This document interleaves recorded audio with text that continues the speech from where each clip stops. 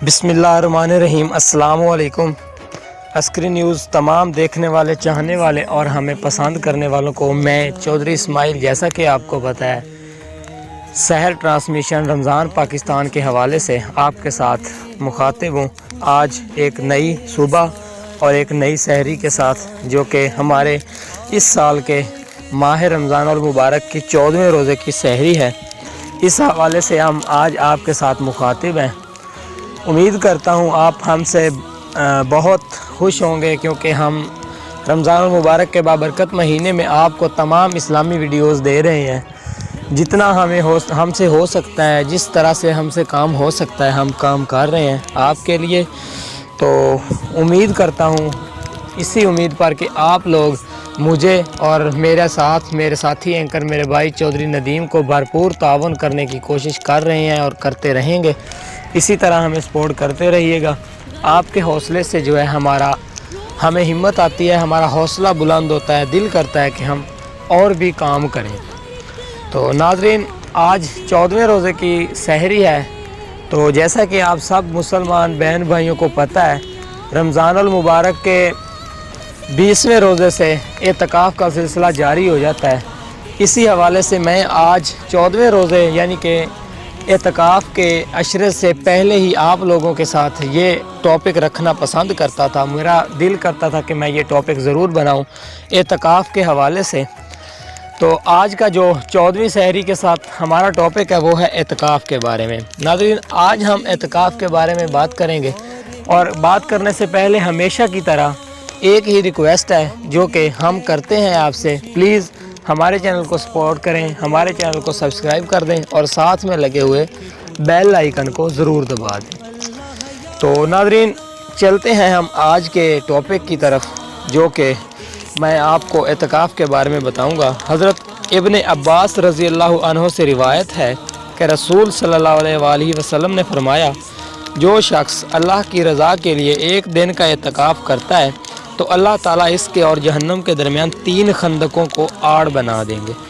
एक खंदक की मसाफत आसमान और ज़मीन की दरमियानी मसाफत से भी ज़्यादा चौड़ी है। मोहतरम नाजरीन, एक दिन के एतकाफ़ की ये फजीलत है, तो रमज़ानुल मुबारक के आखिरी अशरा के एतकाफ़ की क्या फजीलत होगी। खुशकिस्मत हैं वो लोग जो रमज़ान की मुबारक घड़ियों में एतकाफ़ करते हैं और मज़कूरा फजीलत के मुस्तहिक़ करार पाते हैं। हज़रत इब्न अब्बास रज़ी अल्लाह ताला अन्हु से रिवायत है कि नबी करीम सल्लल्लाहु अलैहि वसल्लम ने फरमाया, एतकाफ़ करने वाला गुनाहों से महफूज रहता है और इसकी तमाम नेकियां इसी तरह लिखी जाती हैं जैसे वो इनको खुद कर रहा हो। और अगर बात की जाए इसके फ़ायदे की, तो इस हदीस में एतकाफ़ के फ़वाइद में से 2 बयान किए गए हैं।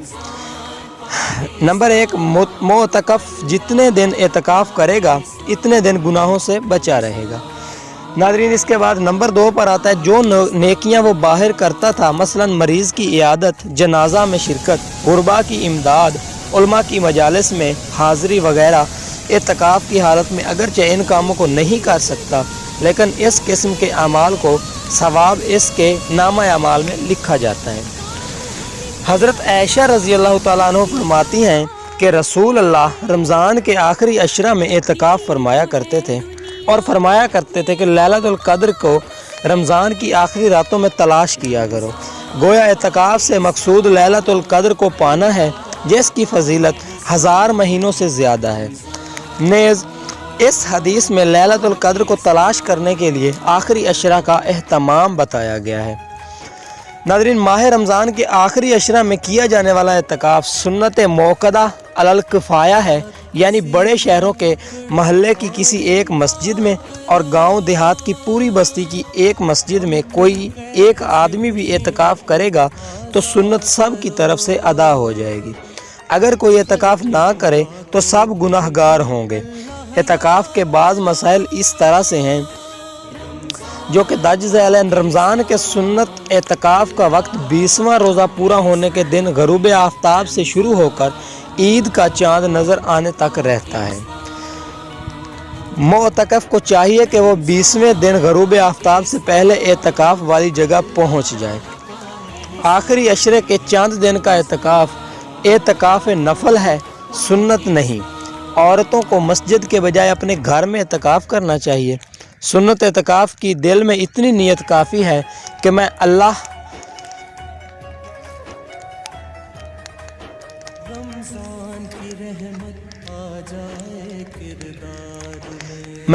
ताला की रज़ा के लिए रमज़ान के आखिरी अशरे का मसनून हूँ। एतकाफ़ बिठाना जायज़ नहीं। मैं मस्जिद में एक से ज़ायद लोग एतकाफ़ करें तो सब को सवाब मिलता है। एतकाफ़ की हालत में जो जायज़ काम है वो भी दर्ज झैल हैं। खाना पीना बशर्त यह कि मस्जिद को गंदा ना किया जाए। सोना, ज़रूरत की बात करना, अपना या दूसरे का निकाह या कोई और अक़द करना, कपड़े बदलना, खुशबू लगाना, तेल लगाना और कंघी करना, बशर्त यह कि मस्जिद की चटाई और कालीन वगैरह ख़राब ना हो। मस्जिद में किसी मरीज़ का मुआयना करना, नुस्खा लिखना या दवा बता देना, लेकिन ये काम बग़ैर उजरत के करे तो जायज़ हैं, वरना मकरूह हैं।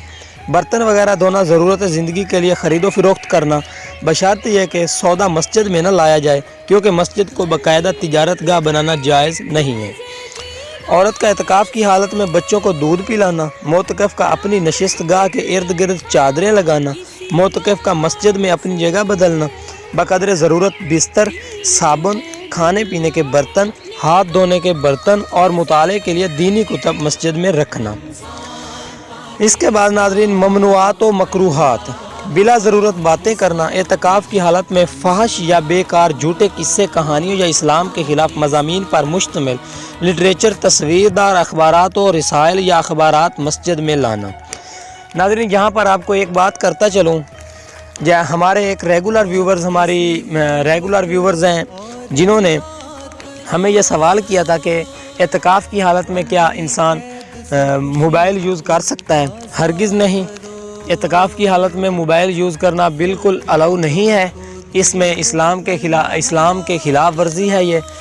लेकिन अगर इंसान मोबाइल पास रखता है तो अपने दिल से उसमें कोई भी गलत बात या गलत चीज़ें देखना ये जायज़ नहीं है।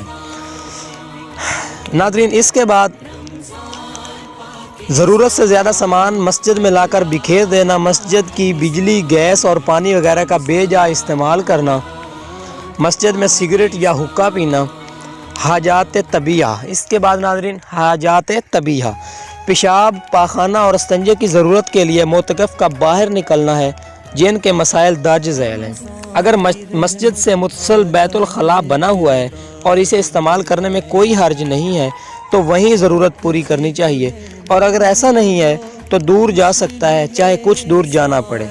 क़ज़ा हाजत के लिए जाते वक्त या वापसी पर किसी से मुख्तसर बातचीत करना जायज़ है, बशर्त यह कि इसके लिए ठहरना ना पड़े, यानी वहाँ उस जगह पे ठहरना इजाज़त नहीं है। चलते चलते अगर रास्ते में कोई मिलता है, बात करनी पड़ती है, तो वो चलते चलते बात की जा सकती है।